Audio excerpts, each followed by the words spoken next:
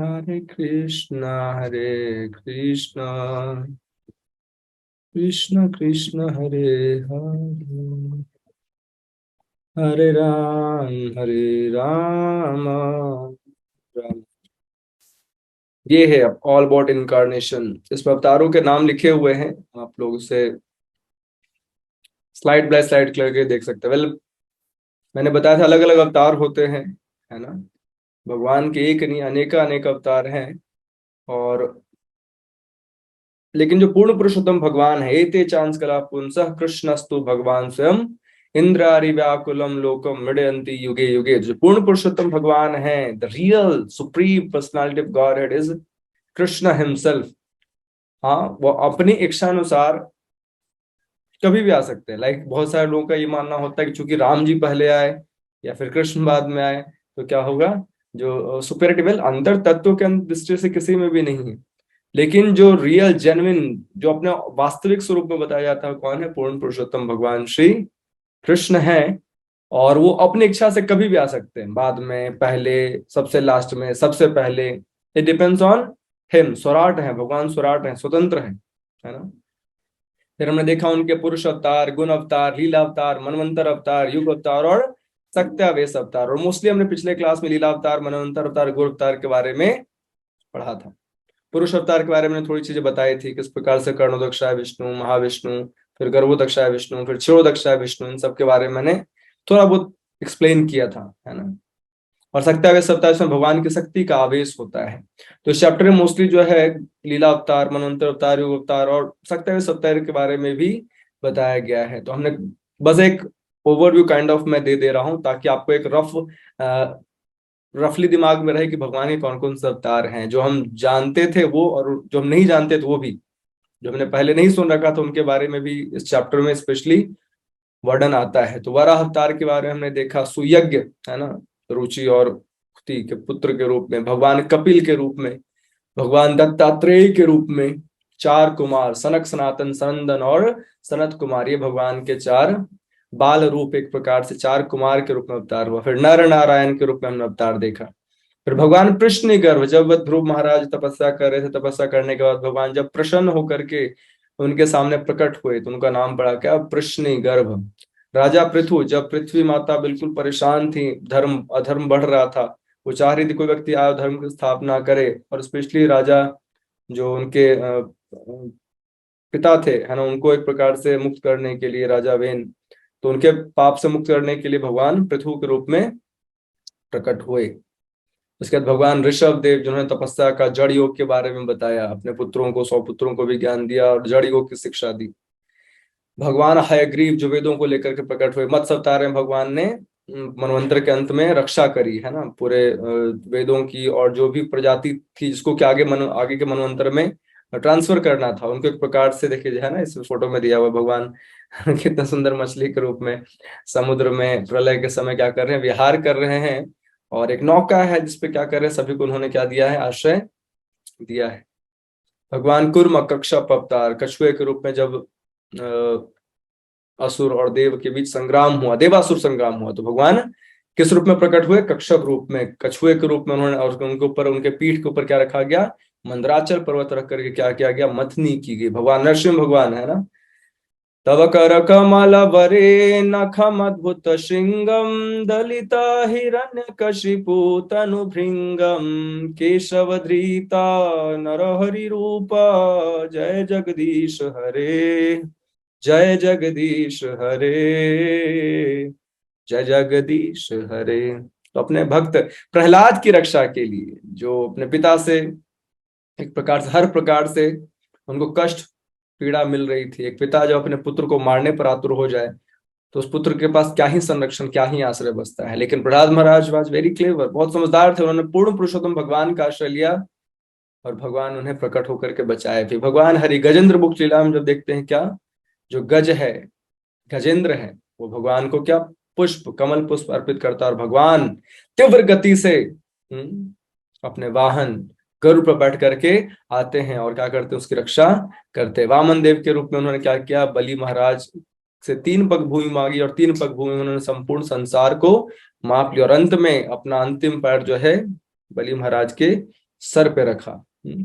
इस प्रकार आगे भगवान हंस अवतार, हंस अवतारी भगवान क्या हुए थे, नारद मुनि को ज्ञान देने के लिए प्रकट हुए थे। मनवंतर अवतारे मनु के रूप में बताते हैं कि हर मनु में भगवान प्रकट लेते हैं। भगवान धन्वंतरी आयुर्वेद है ना, किस प्रकार से शरीर को स्वस्थ रखा जाए, क्यों, भोग करने के लिए नहीं, शरीर को स्वस्थ रखकर क्या की जाए, भक्ति की जाए, शरीर को स्वस्थ रखकर योग की तरफ लगा जाए, शरीर को स्वस्थ रखकर भगवान में चिंतन मनन ध्यान श्रवण पठन कीर्तन येन प्रकारेण मनः कृष्ण निवेश ये किया जाए। शरीर स्वस्थ रखने का पर्पस ये है। बहुत बार लोग बोलते नहीं शरीर को तो स्वस्थ रखना चाहिए, शरीर को स्वस्थ रखना बहुत जरूरी है।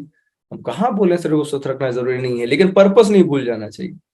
शरीर स्वस्थ रखने का मूल उद्देश्य है ताकि ये यंत्र के समान है, उस यंत्र का उचित इस्तेमाल भगवत भक्ति के लिए, भगवत प्राप्ति के लिए, मनुष्य जीवन को सार्थक करने के लिए करना चाहिए। ऐसा नहीं कि बहुत खा पी रहे हैं ठाट बाट, खूब काजू किशमिश छुहारे चल रहे हैं, ड्राई फ्रूट्स का एकदम खदान लगा हुआ है घर में, फिर हम जिम भी जा रहे हैं, हम दूध एकदम काली गाय देशी गाय का दूध भी पी रहे, सब कुछ कर रहे हैं, जितने ख्याल रखा जा सकता है सब कुछ कर रहे हैं, बस भक्ति नहीं कर रहे, क्या फायदा, श्रम है वही केवलम। फिर भगवान परशुराम ने क्या किया, जब क्षत्रिय लोगों को उन्होंने क्या किया, धराशायी किया, 21 बार क्षत्रिय से विहीन कर दिया धरती को। जब धार्मिक लोग हैं जो क्षत्रिय, जिनको हर प्रकार से क्षति से रक्षा करने का अधिकार दिया होता, उत्तरदायित्व दिया रहता है, वही प्रकार से क्या करे, क्षति करे, दूसरों को हानि पहुंचाए।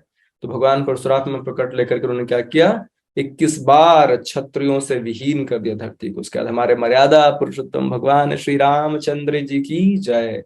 भगवान प्रकट हुए किस रूप में, मर्यादा पुरुषोत्तम भगवान श्री रामचंद्र। मर्यादा उन्होंने दिखाई किस प्रकार से, पिता के रूप में, पति के रूप में, राजा के रूप में, सबको साथ लेके चलना।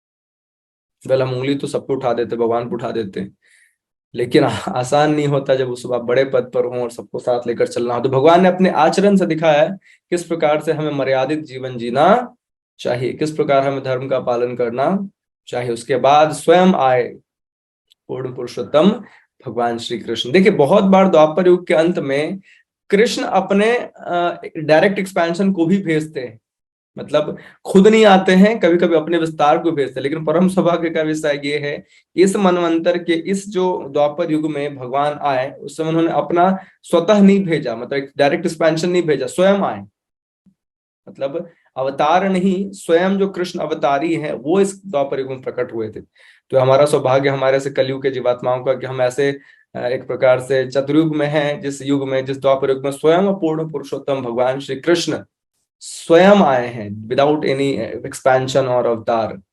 उसके बाद भगवान व्यास देव, जिन्होंने पूरे वेदों को, हर प्रकार के ज्ञान को संकलित किया, लेकिन फिर वो क्या थे, संतुष्ट नहीं थे। फिर भगवान व्यास देव को नारद मुनि की कृपा से क्या हुआ, ये ज्ञान प्राप्त हुआ कि आप क्या करो, पूर्ण पुरुषोत्तम भगवान का गुणगान करो। आपने सबका गुणगान कर दिया, जो रियल पुरुष हैं, गोविंदमादि पुरुषम तमहम भजामि, उसका आपने गुणगान किया ही नहीं, अब उनका गुणगान करो। तो भगवान व्यासदेव ने क्या किया, समस्त ग्रंथों को संकलित किया। भगवान बुद्ध ने क्या किया, जो भी लोग वेदों का इस्तेमाल करके अधर्म कर रहे थे या हिंसक कार्य कर रहे थे, उनको एक प्रकार से मनुष्य के स्तर पर लाने का प्रयास किया और अहिंसा परमो धर्मों का सिद्धांत दिया, ध्यान की विधि दी, और एक प्रकार से वेदों को ही दरकिनार किया, क्योंकि ताकि लोग वेदों का इस्तेमाल करके गलत कार्य ना कर सके। लेकिन फिर भी नास्तिकतावाद की श्रेणी में ये धर्म आता है। बुद्ध भगवान के जितने भी अनुयायी हैं एक प्रकार से नास्तिक ही होते हैं, क्योंकि वो भगवान को नहीं मानते, परम सत्ता को नहीं मानते, ध्यान को मानते हैं, निर्वाण को मानते हैं, लेकिन जब भगवान को ही नहीं माने तो क्या फायदा। इस प्रकार से हम भगवान बुद्ध का सम्मान करते हैं भगवान के रूप में, लेकिन उनके सिद्धांतों को हम स्वीकार नहीं करते हैं, क्योंकि भगवान भी अगर आकर के हमें बोले ना कि भगवान का नाम मत लो, कृष्ण का नाम मत लो, हम लेंगे। एक बच्चे की स्वाभाविक जिम्मेदारी होती है कि अपने पिता से प्रेम करे। हो सकता है किसी कारण से पिताजी मना कर रहे हो, मत कर मत कर मत कर, फिर भी बच्चे की जिम्मेदारी है वो करे। तो इस प्रकार से भक्ति के विधियों का पालन, जो भी सिद्धांत एक प्रकार समर्थन करते हैं, हम उनका पक्ष लेते हैं। बाकी सबके लिए उचित सम्मान है, लेकिन हम पक्ष नहीं ले सकते, क्योंकि जीव अगर भगवान की सेवा नहीं करेगा तो क्या करेगा। जीव स्वरूप है कृष्ण नित्यदास, अगर जीवात्मा परमात्मा भगवान श्री कृष्ण की सेवा नहीं करेगा तो क्या करेगा, उसकी वास्तविक सेवा, उसकी वास्तविक जिम्मेदारी ही है, एकमात्र ड्यूटी ही यही है ना। इस प्रकार से आगे आएंगे, आए नहीं है आएंगे। कौन? भगवान कल्कि अंत में आएंगे, जब हर प्रकार का धर्म बिल्कुल शून्य हो जाएगा, किसी प्रकार का कोई धर्म नहीं बचेगा। सनातन धर्म जितने भी अनुयायी हैं, पंथ है, संप्रदाय है, कुछ भी नहीं। इवन कि इस्लामिक जो भी है, मुस्लिम्स हैं, क्रिश्चियनिटी है, किसी प्रकार की धार्मिकता किसी भी जीवात्मा में शेष नहीं रहेगी। बिल्कुल लोग अधार्मिक होंगे, एक दूसरे को मारने खाने वाले होंगे। पाप बिल्कुल अपने चरम सीमा पे होगा। तब भगवान प्रकट लेंगे, उस समय कोई ज्ञान नहीं, कोई ध्यान नहीं, कोई भक्ति नहीं, केवल कटिंग फिलॉसफी।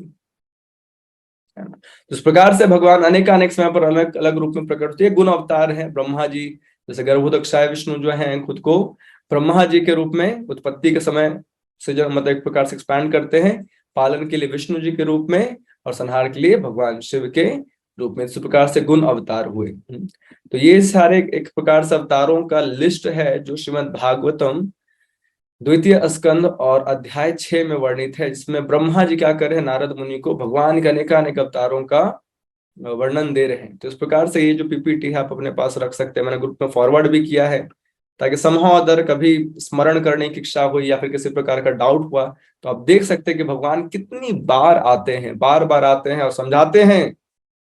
सर्वधर्मान परित्यज्य मामेकं शरणं व्रज अहम त्वाम सर्व पापेभ्यो मोक्षयिष्यामि मा शुचः। कि डरो मत, समर्पण करो। सर्वधर्मान परित्यज्य मामेकं शरणं व्रज अहम त्वाम सर्व पापेभ्यो मोक्षयिष्यामि मा शुचः। डरो मत, तुम समर्पण करो, मेरे चरण कमलों का आश्रय लो, तुम्हारा भाग्य बदलेगा। है ना? ऐसे प्रभुपाद बोला करते थे।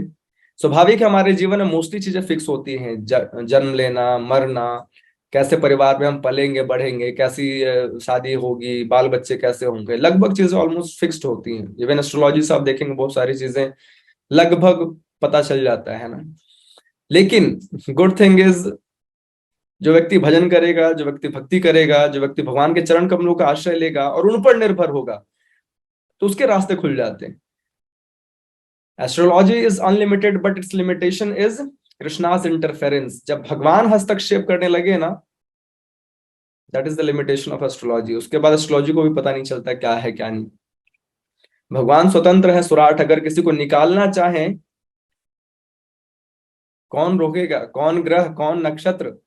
जब जगत के नाथ जगन्नाथ हमारी रक्षा करना चाहे, तो कौन से ग्रह और कौन से नक्षत्र कितनी सामर्थ्य है, कौन से प्रारब्ध कितनी सामर्थ्य है कि हमारा बेड़ा गर्क कर सके? नहीं। तो इस प्रकार से हमें क्या करना चाहिए? भक्तों का ये भाव होता है। भक्तों क्या भाव होता है?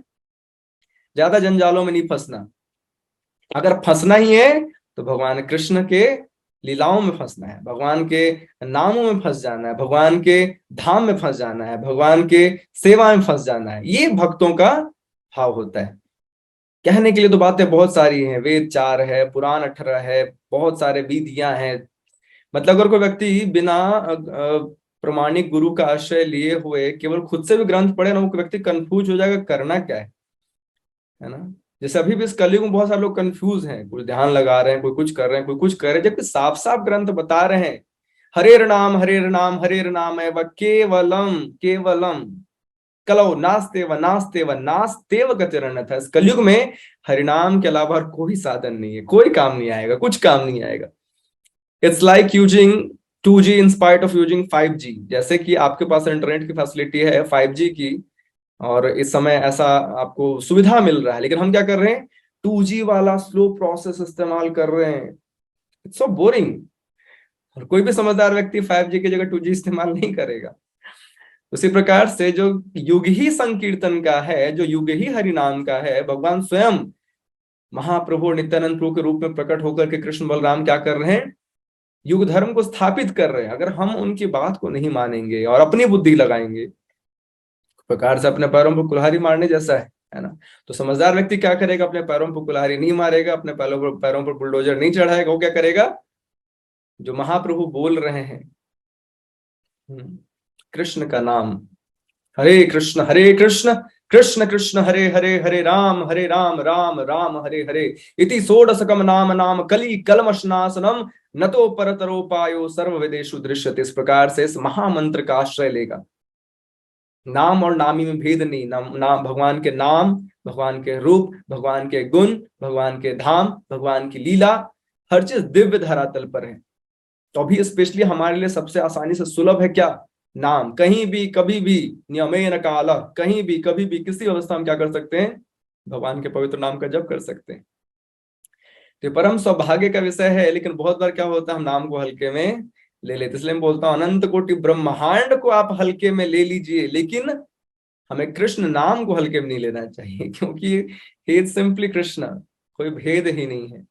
अभिन्नम नाम नामिनो, है ना, नाम और नामी में किसी प्रकार का भेद नहीं है। उस प्रकार से ये जो चैप्टर था वेरी इंटरेस्टिंग, जस्ट बिकॉज के भगवान कितने सारे अवतारों के बारे में बहुत सुंदर वर्णन किया गया। और हमने देखा भगवान कितनी बार प्रकट होते हैं। कोई उद्देश्य नहीं है, भगवान अनंत कोटि लक्ष्मियों द्वारा सेवित हैं, है ना। चिंतामणि प्रकृत सुकल्प वृक्ष, भगवान का धाम जो है एक अनंत लक्ष्मियां है। चिंतामणि धाम है ना, वहां पर किसी प्रकार की कोई कमी नहीं। भगवान उस धाम को छोड़ करके यहाँ पर आते हैं। क्यों आते हैं? हमारे लिए आते हैं।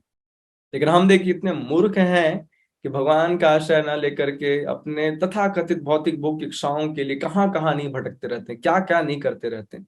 भगवान बोले तो मेरी तरफ मुड़ जा, तेरा सब कुछ बेड़ा पार हो जाएगा, ऐसे ध्रुव महाराज मुड़ गए। लेकिन नहीं, हम क्या करते हैं, छोटी मोटी चीजों के लिए अनेक जगह भटकते रहते हैं।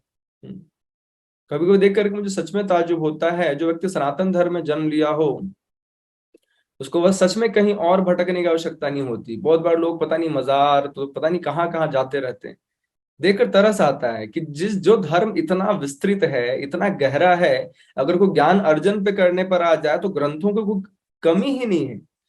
फिर वो व्यक्ति, क्योंकि व्यक्ति को ज्ञान नहीं चाहिए, क्योंकि भगवान, व्यक्ति को भगवान नहीं चाहिए, व्यक्ति को क्या चाहिए, उसके दो दो कौड़ी की छोटी छोटी इच्छाएं हैं, बस उसको किसी प्रकार से पूरा किया जाए। तो अनेक बाबाओं के पास, है ना, देवी देवताओं के पास, मजारों के पास, कहाँ कहाँ नहीं जाते।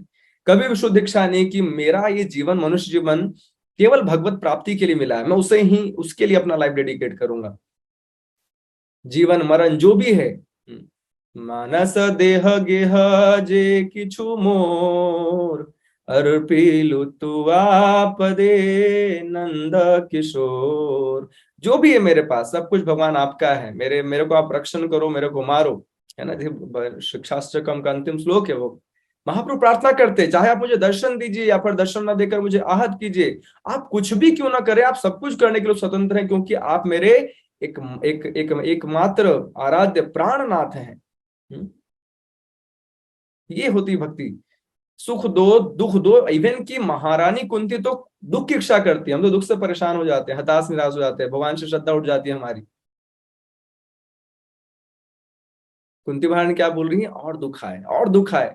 क्योंकि इन दुखों के माध्यम से क्या होता है, मेरे संसार से विरक्ति हो जाती है, मेरा ध्यान केवल आपके चरण कमलों में रहता है। दुख आता है तो मैं आपका स्मरण कर पाती हूँ, सुखों में तो हम भूल जाते हैं, है ना।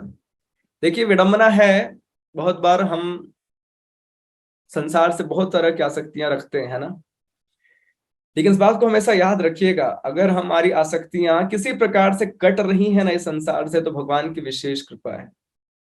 हम चाहते हैं आसक्ति बनी रही, साथ में भजन भक्ति बना रही, ये दोनों संभव नहीं हो सकता। दिल एक है, कहाँ कहाँ देंगे आप?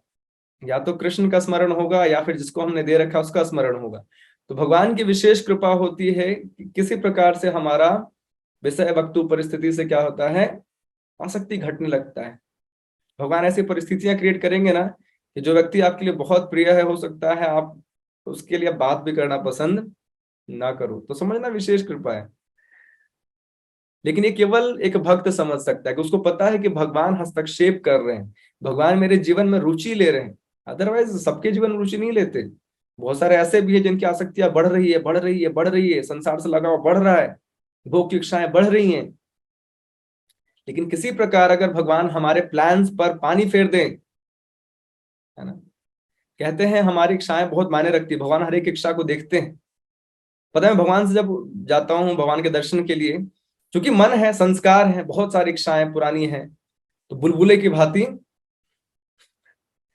भगवान से बोल, भगवान ध्यान मत दीजिएगा, ये ऐसी इच्छाएं हैं आती जाती रहती हैं, मेरे हित में जो है, मेरे भक्ति के हित में जो है वही आप कीजिएगा।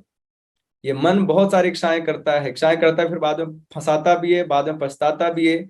तो मन के द्वारा रचित भौतिक भोग की इच्छाओं को भगवान अगर दरकिनार कर दे, ना ही उसको स्वीकार करे, तो ही हमारा लाभ है।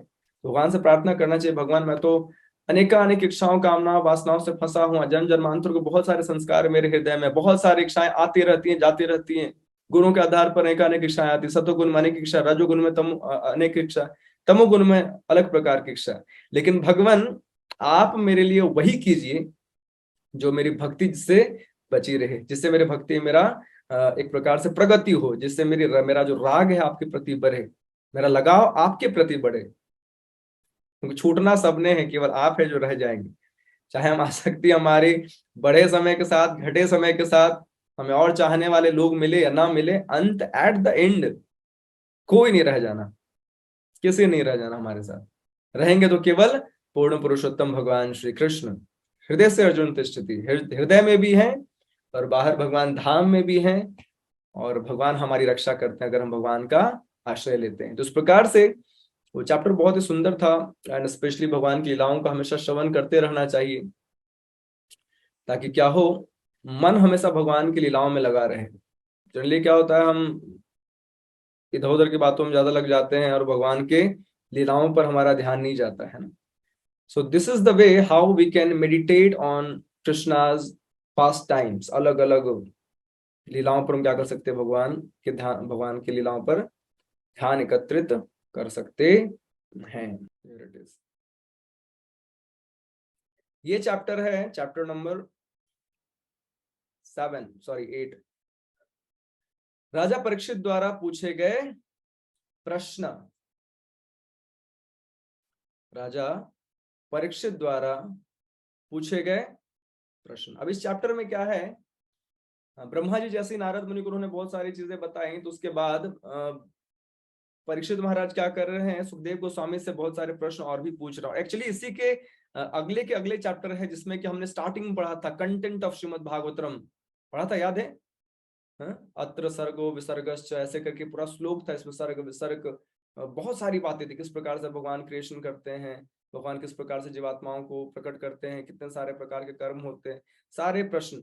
वो एग्जैक्टली श्लोक जो आता है इसी कैंटो के लास्ट चैप्टर में आता है। तो यहाँ पर कुछ प्रश्न है और एक प्रकार से जिज्ञासा है, और किस प्रकार से जिज्ञासा करनी चाहिए वो यहाँ पर दिख रहा है। इस चैप्टर में एग्जैक्टली दिख रहा है कि किस प्रकार से परीक्षित महाराज बहुत लोलुपता है उनमें भगवान की अनेक विषयों को जानने के लिए। जैसे कि बहुत बार होता है, नए भक्त हम लोग होते हैं तो हमें केवल भगवान के गुह्यतम लीलाओं में मजा आता है ना, जो नजदीकी भगवान, गोपियां, ग्वाल बाल धाम, लेकिन भगवान के शक्तियों में मतलब उतना रुचि नहीं होती। लेकिन देखिए परीक्षित महाराज दिख रहा है किस प्रकार से भगवान के शुद्ध भक्त हैं, और अपने अंतिम अवस्था में भी ऐसे ऐसे प्रश्न पूछ रहे हैं जो भगवान के गुणों से संबंधित है, भगवान के अवतारों से संबंधित है, भगवान के क्रियाकलापों से संबंधित है, भगवान की शक्तियों से संबंधित है। तो भगवान को जानने का मतलब होता है पूर्णतया जानना। भगवान का कोई भी हिस्सा नकारने योग्य नहीं होता। ऐसा नहीं कर सकते भगवान की लीला में बहुत मजा आता है ना, भगवान की शक्ति में उतना आनंद नहीं है, ऐसा नहीं होता। तो जो भगवान के भक्त होते हैं वो क्या करते हैं, भगवान के हर एस्पेक्ट का रसास्वादन करते हैं, उनके लिए हर चीज भगवान का गुणगान करने योग्य होता है ना। तो इस प्रकार से राजा परीक्षित ने सुखदेव गोस्वामी से पूछा कि नारद मुनि ने जिनके श्रोता श्री ब्रह्मा द्वारा उपदेशित भाग्यशाली श्रोता है, किस प्रकार निर्गुण भगवान के दिव्य गुणों का वर्णन किया, और वे किन किन के समक्ष बोले। देखिए यहाँ पर ये काफी कॉन्ट्राडिक्टरी लगता है, निर्गुण भगवान के दिव्य गुण। तो बहुत बार व्यक्ति जब खुद से पढ़ता है ना तो उसको लगता है अच्छा निर्गुण भगवान है, मतलब भगवान में कोई गुण नहीं है, निराकार है, निर्गुण। ऐसा नहीं होता। निर्गुण का मतलब होता है भगवान भौतिक जो 3 गुण है, सतोगुण, रजोगुण, तमोगुण से परे हैं। लेकिन इसका मतलब ये नहीं उनके गुण नहीं है, उनमें गुण है, लेकिन कैसे गुण है, दिव्य गुण। इसलिए बहुत जरूरी होता है ना हम किसी गुरु के संरक्षण में ही क्या करें, शास्त्रों का अध्ययन करें। अदरवाइज क्या होगा, कोई भी सामान्य व्यक्ति निर्गुण भगवान समझ क्या करेगा। जैसे बहुत सारे देखिए तथाकथित हैं लोग जो भगवान को निराकार बताते हैं, आकार नहीं है, आकार नहीं है, आकार नहीं है। भगवान का आकार है, कैसा है, ये प्रश्न की बात है। सच्चिदानंदमय विग्रह है उनका, कैसे लोग बोलते हैं विग्रह नहीं है भगवान, तो भगवान के बारे में ब्रह्मा जी बता रहे उनका विग्रह है, कैसा है, सच्चिदानंदमय विग्रह। हमारे तरफ भौतिक नहीं है, उसी प्रकार से एक्चुअली जो वेदास हैं हमेशा नेगेटिव कैनोटेशन में बात करते हैं। भगवान को निर्गुण कहेंगे, इसका मतलब ये नहीं कि उनमें कोई गुण नहीं है, उनका मतलब क्या है, भौतिक गुण नहीं है। उसी प्रकार से भगवान का आकार नहीं, इसका मतलब क्या है, ऐसा भौतिक आकार नहीं है, लेकिन भगवान का जो आकार है वो कैसा है, सच्चिदानंदमय। भगवान का शरीर सच्चिदानंदमय है। उनके उनके हाथों में हमारी तरह नसें और खून रक्त नहीं बहते, है ना। भगवान का शरीर दिव्य होता है। उनको एग्जैक्टली जानने के लिए भगवान के धाम में पहुंचना होता है। हम अपनी 250 ग्राम की बुद्धि के साथ यही प्रतर्क वितर्क कुतर्क के माध्यम से भगवान के रूप को ही क्या करते, नकार देते हैं। तो एक प्रकार से भगवान के लिए बहुत, भगवान के प्रति बहुत बड़ा अपराध होता है। भगवान चैतन्य महाप्रभु ने बहुत बार बोला है, जिसने तुम्हें रूप दिया उसी का कोई रूप नहीं है। और भगवान के रूप को निकालना एक प्रकार से भगवान के प्रति बहुत बड़ा अपराध है। भगवान का इतना बड़ा सुंदर, इतना सुंदर रूप है। देखिए भागवतम में हर जगह भगवान के सुंदर रूप का वर्णन आता है। ध्रुव महाराज जब ध्यान लगा रहे हैं तो कितना सुंदर रूप का वर्णन किया जाएगा। Canto 4th I think 4th अध्याय में जब ध्रुव महाराज गृह त्याग करके भगवत प्राप्ति के लिए निकलते हैं तो भगवान का इतना सुंदर रूप प्रकट होता है। भगवान के नैनों के बारे में, भगवान के चेहरे के बारे में, भगवान के होठ के बारे में, भगवान के केश के बारे में, भगवान के वक्षस्थल के बारे में, भगवान के जंघा के बारे में, भगवान के चरण कमल के बारे में, भगवान किस प्रकार की कौस्तुभ मणि धारण करते, सब कुछ बताया गया है। हम क्या करते हैं, नो, क्योंकि हमारी बुद्धि से चीजें जो कि इनकंसीवेबल लगती तो सीधे क्या करते हैं, नकार देते हैं। ऐसा थोड़ी होता है। हमें बुद्धि कम है, हमारी बुद्धि भौतिक केवल दृष्टिकोण से चीजों को समझ पाती है, इसका मतलब ये थोड़ी कि हम भगवान को क्या कर दें, निराकार बता दें। जबकि स्वयं अर्जुन जब कृष्ण से पूछते हैं भगवत गीता में, जबकि दोनों एक प्रकार से ब्रह्म ज्योति निराकार है, नो डाउट, लेकिन भगवान का अपना सुंदर रूप है। और अर्जुन जब पूछते हैं कि दोनों में से किसकी भक्ति को आप परम मानते हैं, तो भगवान ने स्पष्ट बताया, जो व्यक्ति मेरे साकार रूप को भजता है, मेरी भक्ति करता है, वह योगियों में सर्वश्रेष्ठ है। भगवान ऐसा बता रहे हैं। लेकिन वही है जो हम गीता से सीखना चाहेंगे वही हम सीखेंगे। अगर हमारी भक्ति की इच्छा नहीं होगी तो हम क्या करेंगे, भगवान को निराकार बता देंगे, पता नहीं क्या क्या करेंगे।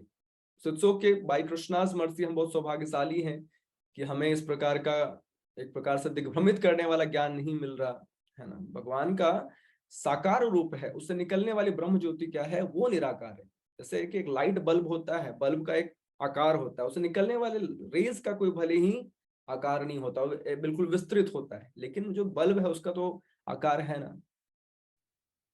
तो उसी प्रकार से भगवान का आकार है, भगवान का स्वरूप है, भगवान का सुंदर रूप है। भगवान के रूप से जो भी आकर्षित हुआ उसको ब्रह्म ज्योति का भी रंच मात्र भिक्षा नहीं रह जाता। लेकिन बहुत बार व्यक्ति इतने अपराध कर देता है भगवान के स्वरूप के प्रति, को चाह करके भी फिर भगवत भक्ति में नहीं लग पाता है ना।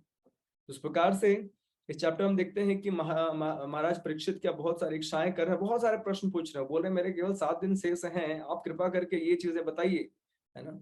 भागवतम का गुणगान भी देखिए इस चैप्टर में आता है, श्लोक में भी आ रहा है, कितना सुंदर श्लोक है। श्रृण्वतः श्रद्धया नित्यं गृणदश्च सुचिष्टितं कालेन न्यतिदीर्घेन भगवान विशते हृदि। जो लोग नियमित रूप से श्रीमद् भागवत सुनते हैं, इसे अत्यंत गंभीरता पूर्वक ग्रहण करते हैं, उनके हृदय में अल्प समय में भगवान श्री कृष्ण प्रकट हो जाते हैं।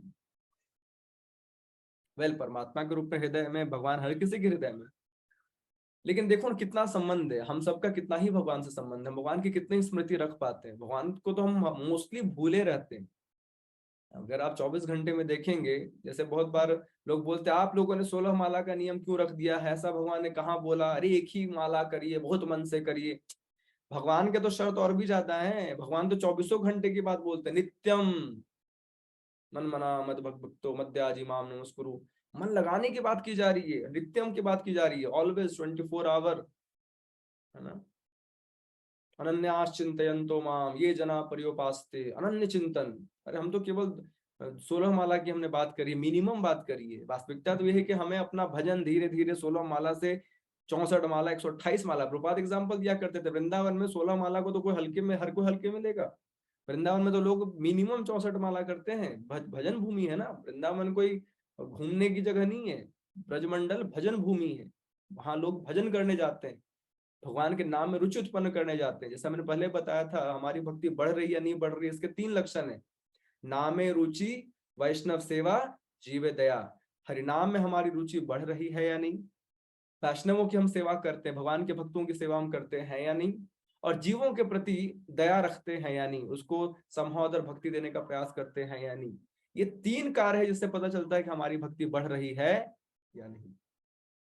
तो इस प्रकार से वृंदावन या ब्रज में तो 64 माला कुछ 16 माला कुछ है ही नहीं, लोग 64 माला 120 माला आसानी से करते हैं, है ना। तो ये तो सबसे कम हमें दिया गया है, हम इतने बंधे हुए, हमारी स्थिति उतनी अच्छी इसलिए क्या 14 माला दिया गया, लेकिन हमेशा इसको बढ़ाने का प्रयास करना चाहिए। स्टार्टिंग भले हम 1 माला से करें, लेकिन नहीं कि आज भी 1 माला कर रहे हैं, आज से 4 साल बाद भी 1 माला ही कर रहे हैं, क्या फायदा, इतना स्लो ग्रोथ, नॉट गुड। तो धीरे धीरे क्या होना चाहिए, हमारे नाम में रुचि बढ़नी चाहिए। 1 माला से 2 माला, 2 माला से 4 माला, 4 से 8, 8 से 16, 16 से बढ़ाओ, जितना बढ़ा सकते हो। अगर भगवत कृपा से हमें समय मिल रहा है ना, वैसी परिस्थितियां मिल रही हैं, अनुकूल भक्ति के अनुकूल हमारे पास साधन है, परिस्थिति है, तो हमें क्या करना चाहिए, यथासंभव हरिनाम का आश्रय लेना चाहिए। यहाँ और क्या बताया जा रहा है, प्रविष्ट कर्णरंध्रेण स्वनाम भाव सरोरुहम धुनोति शमलम कृष्ण सलिलस्य यथा सरत। कि परमात्मा रूप भगवान श्री कृष्ण का शब्द अवतार, इट मीन्स श्रीमद् भागवतम स्वरूप सिद्ध भक्त के हृदय में प्रवेश करता है, उसके भावात्मक संबंध रूपी कमल पुष्प पर आसीन हो जाता है, और इस प्रकार काम क्रोध लोभ जैसी भौतिक संगति की धूल को धो डालता है। इस प्रकार यह गंदले जल के तालाबों में शरद ऋतु की वर्षा के समान कार्य करता है। तो यहाँ पर प्रभुपाद बताते तात्पर्य में कि जिस प्रकार से बहुत बार बारिश जब तेज होती है तो बहुत सारे नाले वाले सब, है ना, एक प्रकार से भर जाते, गंदा गंदा जल बिल्कुल हो जाता है। लेकिन जैसी ही और वर्षा होती है, श्रद्धा ऋषि बताते तो क्या होता है, सारे गंदगी धुल जाती है, बिल्कुल स्वच्छ हो जाता है ना। तो इस प्रकार से जैसे मान लीजिए आपका एक बॉटल है, बॉटल में कुछ धूमिल सा नीचे डस्ट जमा हुआ है, गंदगी जमी हुई है ना, तो उसमें पानी डालते जाओ, पानी डालते जाओ, क्या होगा, जो गंदगी ऊपर बाहर निकल जाती। उसी प्रकार से हमारे हृदय में काम क्रोध लोभ मोह मद मत्सर नाम के अनर्थ हैं, कलमश है, गंदगी है। जब इन्हीं कानों के माध्यम से हम क्या करेंगे, भगवान के नाम रूप गुण लीलाओं का श्रवण कीर्तन करते जाएंगे, स्पेशली श्रीमद् भागवतम का नित्य श्रवण करेंगे, तो क्या होगा, हमारे कमल पुष्प पर भगवान आकर के विराजित हो जाएंगे, और जितनी भी गंदगियां हैं, भौतिक कलम से जन्म लेने गंदगी, उनसे हमें मुक्ति मिल जाएगी, है ना। तो इस प्रकार से हमें बहुत ही सावधानी पूर्वक श्रीमद् भागवतम का आश्रय लेना चाहिए, because Shrimad Bhagavatam is non different from Shri Krishna himself, भगवान का वांगमय अवतार है ना।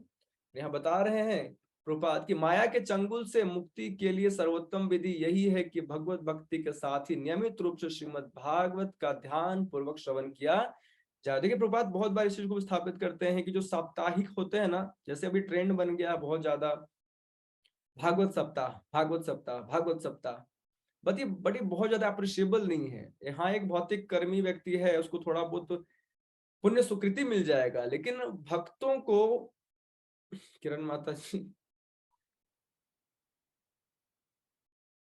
है ना, आप लोग प्लीज स्क्रीन पे कुछ लिखिए मत, यहाँ कुछ इस प्रकार का राइटिंग मत कीजिए। तो यहाँ पर बताया जा रहा है कि अगर हम लोग किसी प्रकार से क्या करते हैं, जैसे कि भागवत सप्ताह जो है परीक्षित महाराज और उनके बीच हुआ, सुखदेव गोस्वामी के बीच, दोनों ही उन्नत कोटि के मतलब पहुंचे हुए भक्त हैं, जिनका मन बिल्कुल भगवान में रमा रहता है, उनके लिए संभव है। इसी चैप्टर में देखिए आगे आएगा कि परीक्षित महाराज को ना भूख लग रही है ना प्यास लग रही है, हम तो 1 घंटे हमारी हालत खराब हो जाती है। और जिन्हें हम श्रीमद् भागवत कथा देखते भी हैं, जो भी साप्ताहिक वगैरह होता है, बहुत बिल्कुल कम समय के लिए होता है, और श्रीमद् भागवतम पूरी तरीके से कभी भी उतने कम समय में समाया नहीं जा सकता। वो केवल एक प्रकार से बिजनेस काइंड ऑफ हो चुका है। प्रभुपाद इसको बिल्कुल भी सपोर्ट नहीं करते कि अगर कोई व्यक्ति अपने आजीविका चलाने के लिए, धन उपार्जन करने के लिए भागवतम का ज्ञान बांट रहा है, कोई फायदा नहीं सुनने का। थोड़ा बहुत हो सकता है सुकृति मिल जाए, अदरवाइज भक्ति कैसे मिलेगी, है ना। इसलिए कभी भी हम लोग, इसलिए बहुत बार स्टार्टिंग में कन्वर्सेशंस भी चल रहे थे, कितने लक्ष्मी लेने, हम लोग भागवतम के लिए कभी भी ज्ञान के लिए लक्ष्मी नहीं लेते। हाँ, ये हो सकता है कि हमारे सेंटर बहुत सारे कार्य होते हैं जिसके लिए हम सेवाएं कर सकते हैं, भगवान के विग्रहों की सेवा है, प्रचार की सेवा है, प्रसाद की सेवा है, और भी बहुत सारी चीजें हैं। लेकिन अपने पर खर्च करने के लिए मैं श्रीमद् भागवतम आपको बताऊं तो मतलब ही नहीं बनता। इस प्रकार से अब ये कलयुग में स्पेशली ट्रेंड बना हुआ है, हर व्यक्ति क्या कर रहा है, भागवतम भागवतम, सब भागवत सप्ताह भागवत सप्ताह, और पता नहीं 7 दिन में 2-2 घंटे में क्या ही कवर हो जाता है। यहाँ तो आप देख रहे हैं कि हम लोग रोज हर अल्टरनेट डे में पढ़ रहे हैं, फिर भी अभी सेकंड कैंटो में हमारा कंप्लीट नहीं हुआ है। इस प्रकार से भागवतम बहुत विस्तृत है, वो भी हम लोग तेजी से पढ़ रहे हैं, तब ये हाल है, एक चैप्टर एक क्लास में कंप्लीट करने का प्रयास कर रहे हैं, है ना। तो इस प्रकार से भागवतम को उचित भाव में समझना, वक्ता भी का भाव हो भक्ति का, और जो श्रोता है उसका भी भाव हो भक्ति का, तो भागवतम एक प्रकार से खिलकर आता है, अपना पूर्ण रस का आस्वादन कराता है। अगर हमारी इच्छा ही भक्ति की नहीं है, केवल सांसारिक ख्याति बटोरने की कि हमने भागवत सप्ताह कराया, जैसे हमने बहुतों घरों पर भागवत का पाठ किया, लेकिन ऐसा नहीं कि पूरा भागवतम ही 5 दिनों में खत्म कर दिया। हम लोग एक एक पार्ट लेते हैं, ध्रुव चरित्र, प्रहलाद चरित्र, है ना, नरसिंह भगवान की लीला हमने कुछ दिनों पहले करी थी, तो गजेंद्र मोक्ष लीला। इस प्रकार से भागवतम के अलग अलग सेक्शंस को क्या कर सकते हैं, 2 4 5 दिनों में कंप्लीट करने का प्रयास कर सकते हैं। लेकिन बहुत ही प्रोफेशनल कथावाचक से जो पैसों लेकर के, बहुत ज्यादा पैसे लेकर के अपने पर स्पेशली खर्च करके और भागवतम का ज्ञान दे रहा है, उनसे हम बचने का प्रयास करना चाहिए। अदरवाइज क्या होगा, वही प्रवृत्ति हमारी हो जाएगी। हम भागवत भक्ति के लिए नहीं सुनेंगे, ख्याति के लिए सुनेंगे, नाम पूजा प्रतिष्ठा के लिए सुनेंगे, धनोपार्जन के लिए सुनेंगे, और कुछ नहीं। तो ऐसे हमें बहुत बच के रहना चाहिए प्रोफेशनल कथावाचकों से, जो पैसे लेकर के बहुत ज्यादा क्या करते हैं, भागवतों के प्रकार से बिजनेस करते हैं, है ना। भक्ति के भाव से अगर हम लोग जाकर के श्रवण करते हैं, नित्य भागवत श्रवण करते हैं, तो उसका हमें लाभ मिलने वाला है। ऑलराइट। तो धौतात्मा पुरुषः कृष्ण पाद मूलम न मुंचति मुक्त सर्व परिक्लेश पांथा स्वशरणम यथा, कि भगवान का शुद्ध भक्त जिसका हृदय एक बार भक्ति के द्वारा स्वच्छ हो चुका होता है, वह श्री कृष्ण के चरणों कमलों का भी परित्याग नहीं करता, क्योंकि उसे भगवान वैसे ही परम तुष्टि देते हैं जैसे कि कष्टकारी यात्रा के पश्चात पथिक को अपने घर में प्राप्ति होती है। जैसे कि भक्ति में हम आते हैं तो ऐसा नहीं सोच सकते अब तो हम भक्ति में आ गए, भगवान हमें विशेष रूप से बचाएंगे, रक्षा करेंगे। ऐसा हुआ क्या आज तक? भगवान तो हमें शुद्ध करने के लिए हमारे जीवन में और कष्ट देने वाले हैं। We should be ready. हमारा सारा आसक्ति कटने वाला है, हमारे सारे बंधन कटने वाले हैं। होता है ना, जैसे मान लो आपका हाथ है, जैसे आपने कभी फेविक्विक देखा है, फेविक्विक चिपक गया,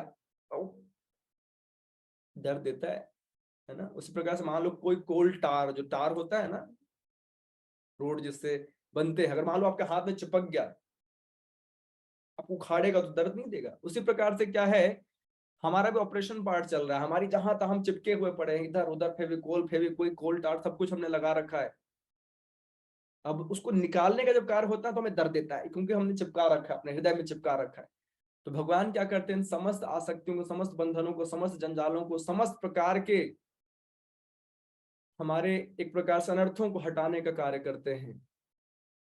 और ऑपरेशन से किसी को सुख तो नहीं मिलता, लेकिन ऑपरेशन होने के बाद क्या होता है, व्यक्ति स्वस्थ हो जाता है। उसी प्रकार से एग्जाम्पल दिया जा रहा है कि बहुत बार व्यक्ति यात्रा पे जाता है तो कष्टकारी यात्रा होता है, लेकिन जब व्यक्ति यात्रा के बाद व्यक्ति अपने घर पे आता है उसको अच्छा लगता है ना। रास्ते में उसको बहुत सारी दिक्कतों का सामना करना पड़ सकता है, लेकिन जब वो फाइनली अपने घर पहुंचता है तो उसको क्या मिलता है, सुकून मिलता है, प्रसन्नता मिलता है, आनंद मिलता है। उसी प्रकार से भगवान क्या करते हैं, हमारे जीवन में बहुत सारी परिस्थितियों को भेजते हैं ताकि हमारा शुद्धिकरण हो, हमारा हृदय शुद्ध हो, हमारे आसक्तियां कटे, हमारे अनर्थ कटे।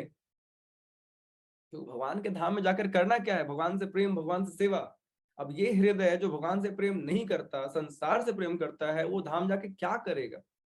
इसलिए भगवान क्या करते हैं, हमें शुद्ध करने की जिम्मेदारी लेते हैं, है ना।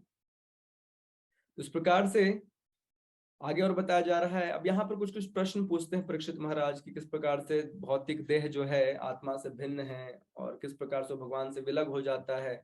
और ब्रह्मा जी के बारे में पूछ रहे हैं, किस प्रकार से ब्रह्मा जी गर्भोदक विष्णु के नाभि कमल से प्रकट होते हैं, है ना। और किस प्रकार से नारद मुनि ने ब्रह्मा जी का दर्शन किया, या ब्रह्मा जी ने भगवान को किस प्रकार से दर्शन किया। और यहाँ देखिए बताया जा रहा है कि कृपया उन भगवान के विषय में भी बताएं जो प्रत्येक हृदय में परमात्मा और समस्त शक्तियों के स्वामी के रूप में स्थित है, किंतु जिनकी बहिरंगा शक्ति उनका स्पर्श तक नहीं कर सकती। माया बहुत प्रबल है, मम माया दुरत्या, लेकिन भगवान को कभी भी स्पर्श नहीं कर सकती। समझिए, इस एग्जाम्पल हमेशा दिया जाता है कि सूर्य जो है, कृष्ण सूर्य सम माया है अंधकार, जहां कृष्ण वहां माया अधिकार। माया का अधिकार वहां नहीं होता जहां पर कृष्ण होते हैं, कहा न माया अधिकार। तो इस प्रकार से जैसे बहुत बार होता है, सूर्य जो है हमें दिखता नहीं है, क्यों, हमारे और सूर्य के बीच बादल आ जाता है, छोटा सा बादल है, ऐसा नहीं कि सूर्य को ढक सकता है, सामर्थ्य नहीं है बादल की कि सूर्य को ढक सके। उसी प्रकार से बहिरंगा शक्ति भगवान की शक्ति है, कभी भी माया भगवान को नहीं ढक सकती है, क्योंकि हमारे और भगवान के बीच माया है, इसलिए क्या है, भगवान का हमें दर्शन नहीं हो पाता। हमें लगता है कि भगवान ढक गए, जैसे कभी बोलते हैं ना, बादल ने क्या किया, सूर्य को ढक लिया। अरे संभव है क्या? सूर्य कितना विशाल है, बादल तो छुट्टू सा है। लेकिन हमारी स्थिति ऐसी है कि हमारे और भगवान के बीच जब माया आती है तो भगवान हमें नहीं दिखते। उसी प्रकार, इस प्रकार से हमारे और सूर्य के बीच जब छोटा सा बादल आता है तो सूर्य नहीं दिख पाते, है ना। तो इस प्रकार से आगे अब अनेकानेक विराट पुरुषों में कहाँ कहाँ कौन कौन से लोक हैं उनके बारे में जिज्ञासा कर रहे हैं। ब्रह्मांड के अनेकानेक जीव, 84 लाख योनियां हैं। व्यक्ति अपने कर्म फलों के कारण अनेकानेक 84 लाख योनियों में भ्रमण करता रहता है। उन सभी लोगों के बारे, सभी जो योनियां हैं उनके बारे में जिज्ञासा कर रहे हैं। फिर अपने अनेकानेक जो काल की विधि है उसके बारे में जिज्ञासा कर रहे हैं। और आगे ये भी जिज्ञासा कर रहे हैं कि जितने भी देवता से लेकर के क्षुद्र प्राणियों तक, जैसे कि भगवान भगवद गीता में बताते हैं, जो व्यक्ति इसको भजता है उसको प्राप्त होता है ना। यान्ति देवव्रता देवान पितृन यान्ति पितृव्रता। जो देवताओं को भजेगा वो देवताओं के लोगों को प्राप्त करेगा, जो पितरों को भजेगा उनके लोग को प्राप्त करेगा। भूत यान्ति, जो भूतों को भजेगा उनको प्राप्त करेगा। जो मुझे भजेगा, जो कृष्ण को जो भजेगा, जो पूर्ण पुरुषोत्तम भगवान को भजेगा, वो भगवान का धाम वैकुंठ साकेत गोलोक को प्राप्त करेगा। तो इस प्रकार से हमें देखना है क्या, आ ब्रह्म भुवनानुलोक, भगवान साफ साफ भगवद गीता में बताते हैं, ब्रह्मा जी से लेकर के निम्न लोक तक जहां भी हर कोई दुखालयम अशाश्वतम, दुख है वो शाश्वत जगह नहीं है, लेकिन भगवान का धाम क्या है, शाश्वत है। वहां जाकर के व्यक्ति वापस इस संसार में नहीं आता। अदरवाइज अगर ब्रह्म लोक तक भी चले जाएं तो भी वहां से गिरना तय है, आज नहीं तो कल।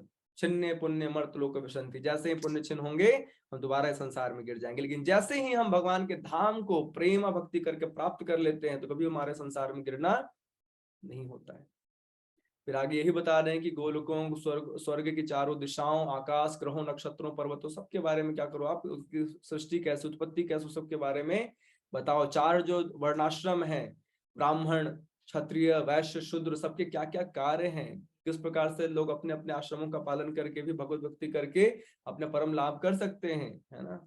तो 4 वर्ण, 4 आश्रम, ब्रह्मचारी, गृहस्थ, वानप्रस्थ, सन्यासी, सभी आश्रम है। इनका उद्देश्य है कि उन आश्रमों का आश्रय लेकर के हम क्या करें, भगवान की तरफ बढ़े। दोनों 4 वर्ण 4 आश्रम, इसका उद्देश्य केवल क्या है कि व्यक्ति अपने आप को रेगुलेट करते हुए क्या करे, भगवान की तरफ बढ़े। जैसे मैं एक छोटा सा पास टाइम पढ़ रहा था, प्रभुपाद के शिष्य ने बोला कि ये बहुत मुश्किल है, पाश्चात्य जगत में हम दूसरों को क्या ज्ञान दे रहे हैं, just give up the desire of sense gratification, भोग के समस्त साधनों का त्याग कर दो। प्रभुपाद ने बोला नो, यू आर रॉन्ग। हमने कभी त्याग करने को नहीं बोला है, सब कुछ त्याग दो, हमने तो बस रेगुलेट करने को बोला है। जितना आवश्यक है उतना रखो, जितना भक्ति के अनुकूल है उतना रखो, जो पाप से परे है उसको रखो, जो पाप है उसको दरकिनार कर दो। तो हमने तो बस रेगुलेट करने की बात करी। देयर इज वेरी डिफरेंस, आप समझो। सब कुछ त्यागने में और उसको स्वीकार करने में जो भक्ति के अनुकूल है, इसमें बहुत अंतर है। जैसे कहा जाता है जो भोग है वो नमक के समान है, भोग नमक के समान है। अगर खाने में नमक बहुत कम होगा तो भी अच्छा नहीं लगेगा, अगर खाने में नमक बहुत ज्यादा तो आप खा नहीं सकते। उसी प्रकार से हमें शारीरिक जरूरतों के लिए बहुत सारे कार्य करने पड़ते हैं, भौतिक भोगों को भी ध्यान में रखना पड़ता है, लेकिन हमेशा जब तक रेगुलेट नहीं करेंगे, नमक के समान नहीं मानेंगे, जितना जरूरत उतना ही स्वीकार नहीं करेंगे, तो क्या होगा, दिक्कत आएगी। इसलिए अपने भोगों को क्या करना चाहिए, सेंस ग्रेटिफिकेशन के डिजायर को रेगुलेट करने का प्रयास करना चाहिए। फिर परीक्षित महाराज जो है अनेकानेक युगों के बारे में और उनकी अवधियों के बारे में पूछ रहे हैं, है ना। और बता रहे हैं कि मानव समाज के सामान्य धार्मिक सूत्र क्या। देखिए भगवान परीक्षित महाराज 7 दिनों में प्राण त्यागने वाले हैं, लेकिन सब कुछ पूछ रहे हैं। मानव समाज के सामान्य धार्मिक संपर्क सूत्र क्या हो, धर्म में उनके विशिष्ट कर्तव्य क्या हो, सामाजिक व्यवस्था और प्रशासकीय राजकीय व्यवस्था का वर्गीकरण तथा विपत्तिग्रस्त मनुष्य का धर्म क्या हो। ये किसके लिए पूछ रहे, हमारे लिए पूछ रहे, है ना। एक प्रकार से क्या होते, भगवान के शुद्ध भक्त जो प्रश्न पूछते हैं उनका उद्देश्य केवल अपना उद्धार नहीं होता, आने वाले समस्त पीढ़ी का उद्धार होता है। तो इन प्रश्नों के माध्यम से क्या होगा, हमें बहुत सारे प्रश्नों के उत्तर मिलेंगे। उसके बाद जो है बताया जा रहा है कि महान योगियों के ऐश्वर्य क्या है। जैसे कि इसमें बहुत सारे, जैसे भगवान कपिल आएंगे वो भी योग के बारे में बताएंगे, ऋषभ देव आएंगे वो लोग योग के बारे में बताएंगे। लेकिन भगवान भगवद गीता में स्पष्ट बताते हैं कि समस्त योगियों में मेरा भक्त जो है वो क्या है, सबसे बड़ा योगी होता है। अनन्यास चिंतयन्तो माम ये जना पर्योपास्ते। तो रनस चिंतन करता है, मेरा भजन करता है, मेरी भक्ति करता है, मध्याजी माम मेरे मुझे नमस्कार करता है, मुझे प्रणाम करता है, मेरा भजन करता है, वो क्या है? योगियों में सर्वश्रेष्ठ योगी है ना। तो इस प्रकार से यहाँ बहुत सारे, एक्चुअली यहाँ से आप देखोगे आगे अनेक भगवान के अवतारों का भी वर्णन आएगा, और उनके अभी तक तो हमने अवतार देखो क्या है, जस्ट नाम थे, है ना, थोड़ा थोड़ा डिस्क्रिप्शन देखा। अब आगे के कैंटोस में क्या होंगे, भगवान के एक एक अवतार के बारे में डिटेल्ड डिस्क्रिप्शन, और उन्होंने क्या क्या सिद्धांत बताए हैं, हर चीज में दिखाया जाएगा। और यहाँ पर और प्रश्न पूछ रहे, भगवान के शरीर में समाहित जीव किस प्रकार उत्पन्न होते हैं, पाखंडी जन किस प्रकार उत्पन्न होते हैं। तो स्वतंत्र भगवान अपनी अंतरंगा शक्ति से अपनी लीलाओं का आस्वादन करते हैं, और प्रलय के समय उन्हें बहिरंगा शक्ति को प्रदान कर देते हैं, स्वयं साक्षी रूप में बने रहते, कैसे रहते हैं, ये सारे प्रश्न पूछ रहे हैं कौन? महाराज परीक्षित।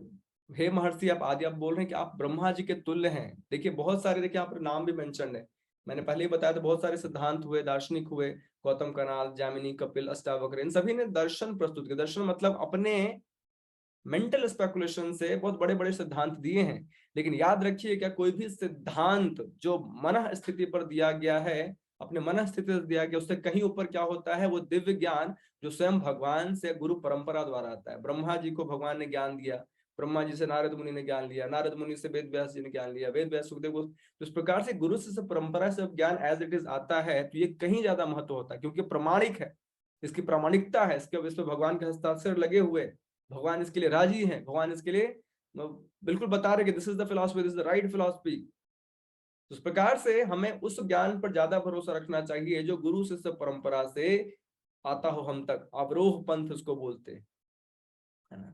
तो इस प्रकार से ज्ञान जो है हम तक सुखदेव गोस्वामी की कृपा से पहुंच रहा है, और सुखदेव गोस्वामी से परीक्षित महाराज बहुत सारे प्रश्न पूछ रहे हैं, और ये लोलुपता दिखा रहा है, मैंने पहले बताया था, है ना। यहाँ पे बहुत सारे प्रश्न, इन प्रश्नों का उत्तर आगे हमें एक्चुअली आगे के चैप्टर्स में कैंटो बाय कैंटो मिलेगा। लेकिन जनरली क्या देखिए, आप भगवान जो महाराज परीक्षित प्रश्न पूछ रहे हैं, उससे स्पष्ट हो रहा है क्या, कि महाराज परीक्षित बहुत लौल्यम है उनमें, यार यही एकमात्र योग्य बताई जाती है, लौल्यम एकमात्र मूल्यम। अगर हमें अपने भक्ति में आगे बढ़ना तो लोलुपता होनी चाहिए। बहुत बार हम भक्ति करते करते ना ढीले से हो जाता है, ये तो अपना रोज का काम है, माला करना, बुक पढ़ना, भगवान के लिए भोग बनाना, नहीं, बहुत उत्सुकता के साथ कितना और मैं कर सकूं, कितनी सेवा में और कर सकूं, कितना मैं नाम जप और कर सकूं, कितना ग्रंथों का अध्ययन और कर सकूं। अगर ये लुलुपता भगवान को जानने की, समझने की, अनुभव करने की, भगवान के साथ अपने संबंध को अच्छे प्रकार से स्थापित करने की हमें अगर लुलुपता होगी, इच्छा, प्रबल इच्छा होगी, तो क्या होगा, बहुत जल्दी भगवान मिलेंगे। जैसे कुछ दिनों पहले हम लोग गए थे मंदिर, तो ग्रेस मोहन रूपा प्रभु जी महाप्रभु की लीला बता रहे थे ना, तो बताए थे मुकुंद नाम के उनके वो थे, सर्वेंट थे, भक्त थे। तो महाप्रभु ने बोला कि मुकुंद क्या है, बहुत बदमाश है, वो जहां जाता है हर प्रकार की बात करता है, मायावादियों के पास जाए तो वैसी बात करेगा, निराकारवादियों के पास तो वैसी बात करेगा, भक्तों को भक्ति से बात करेगा, मतलब अपने पर टिकता नहीं है ये, है ना। मैं ऐसे कभी भी कृष्ण प्रेम नहीं दूंगा, है ना।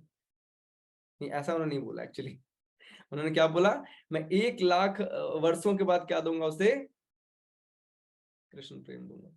मान लो हमें बोला जाए कि 1 लाख वर्षों के बाद, 1 लाख जन्मों के बाद आपको शुद्ध भक्ति मिलेगी, हम तो बोलेगा भाई रहने दे, अपन इधर ही ठीक है, सुल्तानपुर में खाएंगे पिएंगे मजे करेंगे, हमें नहीं चाहिए इतना इतना इतना, हमारे पास फुर्सत नहीं, इतनी हम इच्छा नहीं है संसार में आने की। लेकिन जैसे ये बात मुकुंद को बताया गया कि भगवान महाप्रभु आपसे बहुत नाराज हैं क्योंकि आप ऐसा ऐसा करते हैं, भगवान ने बोला उसको अभी भक्ति नहीं मिलेगी, उसको 1 लाख साल बाद भक्ति मिलेगी। जो मुकुंद तो नाचना स्टार्ट कर दिया, हरी बोल हरी बोल हरी बोल हरी बोल, खुश हो गए, बोले कि कोई बात नहीं, मुझे मिलेगी, मुझे इस बात की प्रसन्नता है। ये देखिए, उनको इस बात से कोई फर्क नहीं कि मैं 1 लाख साल लगे, कितने साल लगेंगे, उनको इस बात की प्रसन्नता कि महाप्रभु मुझे प्रेमा भक्ति देंगे। और जब महाप्रभु ने देखा कि मुकुंद इतना इतना सब्र है उसमें, इतनी लोलुपता है उसमें उनमें भक्ति पाने की, चाहे उतने समय तक इंतजार करने को भी क्या है, वो सज्ज है, तो भगवान ने उनको उसी समय कृष्ण प्रेम दे दिया। तो भगवान हमारा देखते हैं भाव कि हम कितने लोलुपता के साथ, कितने लालसामय होकर क्या कर रहे हैं, भगवान की सेवाओं को कर रहे हैं। अगर मैकेनिकल रूप से करेंगे ना, ऊपर ऊपर से करेंगे, तो भगवान प्रसन्न नहीं होते। भगवान बोलते ठीक है जी, गाड़ी चलाना चाहते हो चलाते रहो, गाड़ी चलते रहेगी, लेकिन हमेशा एक हृदय में व्याकुलता होनी चाहिए, हृदय हृदय में लोलुपता होनी चाहिए, क्या मेरी भक्ति बढ़ रही है या नहीं बढ़ रही, मैं धीरे धीरे अपने चेतना को शुद्ध कर पा रहा है नहीं कर पा रहा है, मेरी नाम में रुचि बढ़ रही है या नहीं बढ़ रही। ये चीजें हमेशा अपने आप से प्रश्न पूछते रहना चाहिए, है ना। तो चैप्टर काफी छोटा था, हमने स्टार्टिंग में पुराने जो चैप्टर्स थे उसका हमने अवतारों का वर्णन भी देखा, एंड अपार्ट फ्रॉम दैट जो प्रश्न हैं उनके उत्तर आगे के कैंटोज में मिलेंगे, कैंटो बाय कैंटो पूरी लीलाएं हैं, है ना, भगवान कपिल की लीलाएं, ध्रुव महाराज की लीलाएं, प्रहलाद महाराज की लीलाएं, ऋषभ देव की लीलाएं, सब लीलाएं। तो पूरा भागवतम अब क्या है, भगवान और भक्तों के बीच किस प्रकार से संबंध है उसके बारे में वर्णित आएगा। 2 चैप्टर इस कैंटो में और बच रहे हैं, वो भी थोड़ा आई मीन सिद्धांत वाइज है, लेकिन उसके बाद मोस्टली क्या है, लीलाएं ही है। तो आज के लिए इतना पर्याप्त है, आशा करता हूँ आपको समझ में आया, स्पेशली भागवतम का गुणगान भी आज मिला है। तो जो भी रेगुलर सुन रहे हैं उनको एक प्रकार से आशा मिली होगी कि भागवतम नित्य श्रवण करने से क्या होगा, हमारे हृदय के समस्त कलमश क्या होंगे, दूर होंगे, और भगवान हमारे हृदय में आकर के आसीन हो जाएंगे, बैठ जाएंगे। तो उस प्रकार से हमें कुछ कुछ भागवतम का इंपॉर्टेंस मिलते रहना चाहिए ताकि हमारा उत्साह बना रहे कि हम भागवतम श्रवण कर रहे हैं, पठन कर रहे हैं। तो इस प्रकार से भगवान हमें नुकसान तो नहीं है, हमारा बहुत बड़ा फायदा है इसमें। अगर हम रेगुलर क्लासेस आते हैं, सुनते हैं, श्रवण करते हैं अपना समय निकाल करके, तो उसमें हमारा वास्तविक लाभ छिपा है। All right, thank you so much आपसे भक्तों का क्लास में आने के लिए। वेल, कुछ अनाउंसमेंट्स थे। नेक्स्ट वीक जो है मैं यहाँ पर हूँ नहीं, फॉर्चुनेटली घिटौनी के कुछ भक्त हैं जो केदारनाथ बद्रीनाथ यात्रा पे जा रहे थे, तो उन्होंने मुझसे पूछा, तो मैं मना कैसे करता है, दिस गोल्डन अपॉर्चुनिटी, है ना। और दूसरी बात क्या है, कभी गए भी नहीं है, तो बहुत ग्रुप में ले जाना संभव भी नहीं हो पाता है। ऐसे बहुत सारे माताएं बोलते हमें नहीं ले चल रहे प्रभु जी, हमें नहीं ले चल रहे। तो क्या है कि अचानक से ले जाएंगे, वो जगह प्लेन नहीं है ना, वो जगह बहुत ही ट्रेकिंग वाला एरिया है, तो संभव भी नहीं है सबके लिए। और पहली बार तो अचानक से बड़े ग्रुप्स पे जाना वो भी संभव नहीं हो पाता। तो माधव प्रभु के साथ कुछ भक्त जा रहे थे जो पहले जा चुके हैं, उनकी फैमिली स्पेशली जा रही है। तो भगवत कृपा से मुझे मौका मिल रहा है और मैं मौका नहीं छोड़ना चाहता। केदारनाथ, बद्रीनाथ, ऋषिकेश, हर जगह जाकर के भगवान के दर्शन करने के, इतने सारे सुंदर सुंदर लीलाएं। एक्चुअली मैं बहुत ज्यादा धाम जाना प्रेफर नहीं करता हूँ। मैं अगर सच बताऊं, मेरा जो स्वभाव है, मैं चाहता कोना हो जहां मेरी माला हो, मैं चुप करके नाम जप करूं, क्योंकि कलयुग में ही सब कुछ है। लेकिन फिर भी एक जगह मैंने भागवत में पढ़ा था कि जिसके जो पैर तीर्थ यात्रा भ्रमण नहीं करते, किसके समान है, वृक्ष के समान। आपको याद है, हमने भी पढ़ा है। तो उसमें बताया गया था कि जो पैर तीर्थ यात्रा नहीं करते वो क्या है, वृक्षों के तने के समान है।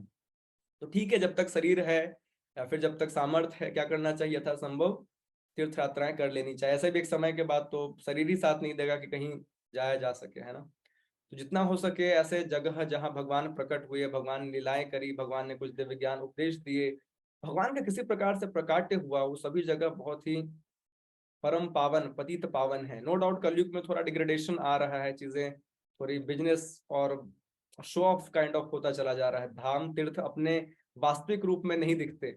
लेकिन हाँ, अगर हम उचित चेतना के साथ जाएंगे, भजन करते हुए जाएंगे, कथा श्रवण करते जाएंगे, भक्तों के संग में जाएंगे, अपनी चेतना भक्ति भाव में रखेंगे, तो संभावनाएं हैं कि हम धाम में जाकर के धाम का उचित लाभ उठा पाएंगे, है ना। तो आप लोग प्रार्थना कीजिए कि अच्छे से यात्रा हो, और आप सभी के लिए हम प्रार्थना करेंगे कि भगवान आप लोगों की विशेष कृपा करें और जल्दी से ही धाम किसी प्रकार की यात्रा कुछ बने, ताकि आप लोग को साथ लेकर के हम ले जा सकेंगे, है ना। All right, okay, thank you so much. Next week class no doubt possible नहीं होगा, वहां पर क्या है, क्या सीन है, नेटवर्क्स हैं, कुछ पता नहीं। तो वहां पर हाँ, थोड़े थोड़े ग्लिम्स में आपको समहाउ द दर्शन कराता रहूंगा, वीडियोस भेज भेज कर ग्रुप में। बट इससे ज्यादा मुझे लगता नहीं कि रेगुलर इस प्रकार से जूम पे क्लासेस हो पाएंगे, है ना। So we will meet next after 17 of June, around 18 से हम लोग क्लासेस कंटिन्यू करेंगे, ठीक है।